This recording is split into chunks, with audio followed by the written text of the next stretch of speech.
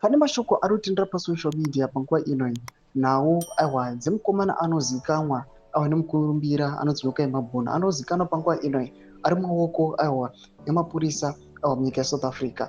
Nhau yaNyoka Yemabhunu inhau yakatsviridza yekuti vanhu vakagwadziwa vachiona kuti this guy was a Geza lieutenant, ndiye one of the people vaimobiliza especially pama M31 protest. Saka pana mashoko ari kubuda panguva ino nenhau iri kutsviridza yevakomana vari kunzi these are the guys vakainitiata aiwa kukepture kwaNyoka Yemabhunu munyika yeSouth Africa. Don't subscribe like on the bell icon. Panapa pane this message iri kusekileta mukaenda pahandle X munoiona iri kutenderapo pari kuda panyoka pachinzi todzoka panhau yakaita Nyoka Yemabhunu channel yekutanga itorwe to Canada use masvingo Econet branch to replace Nyoka Yemabhunu Econet line ndokuita open account yaNyoka Yemabhunu using replacement line.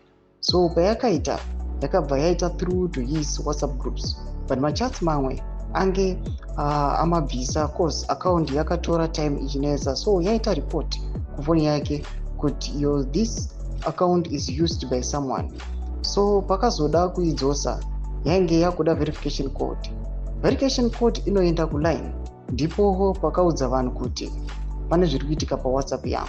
So vakabva vatoona mamovements ake akazosara achishandisa SA line but Zimline vanga vavhurisa. Zimline ndoraive channel owner ndokuita zvavaida nechannel. Zvinhu izvi zvakarongwa naJim Kunaka and Godfrey Tsenengamu vaizviita vachibetserwa naSaruwaka naGambakwe. Ndo mashoko ari kubuda panguva ino ari kutsviridza vanhu vachishapisika nethis message.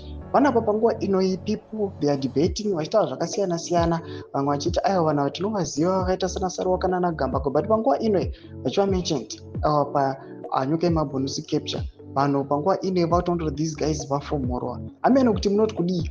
Do you believe kuti ichi ichokwadi, knowing the background these guys vamentionewa kunzi aiwa ndo vakafacilitata the capture yaNyoka Yemabhunu? Pinda mucomment section meri mumbotudza mafungiro enyu motudi pamusoro pechitiko ichi. So subscribe or like, chero on the bell icon.